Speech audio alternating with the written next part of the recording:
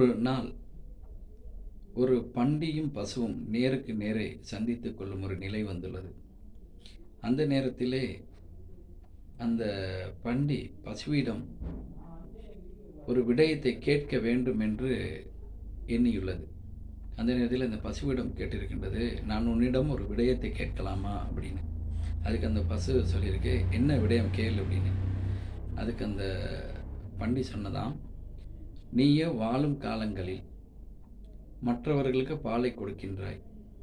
ஆனால் நானோ இறந்த பின்பும் மற்றவர்களுக்கு ஒரு உணவாக நான் பயன்படுகின்றேன்.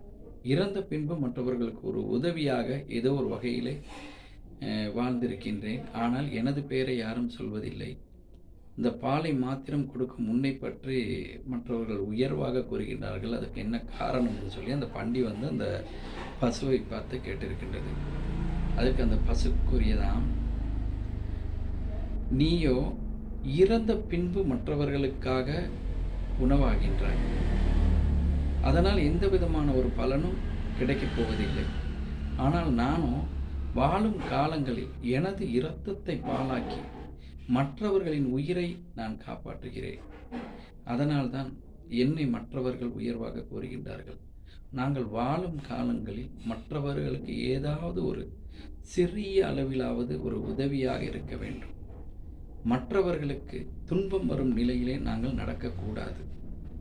எனவே அவ்வாறாக ஏதேனும் ஒரு சிறிய உதவியாக இருந்தாலும் கூட அந்த மற்றவர்களுக்கு நாங்கள் செய்யும் உதவி அவர்களுக்கு ஒரு பெரும் உதவியாக இருக்கும்.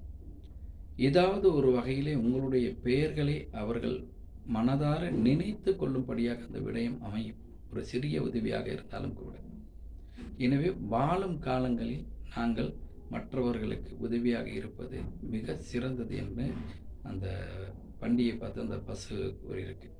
எனவே வாழும் காலங்களில் நாங்கள் எங்களால் முடிந்த அளவு ஏதேனும் ஒருவருக்காவது எங்களுடைய ஒரு நன்மையை செய்தோமானால் என்றும் அவர்களுடைய மனதிலே நாங்கள் தொடர்ச்சியாக ஏதாவது ஒரு வகையிலே ஒரு நினைவாக கட்டாயம் அவர்கள் வாழ்வதற்கு ஒரு உதவியாக இருந்தோம் என்ற பெருமை எங்களுக்கும் கிடைக்கும்.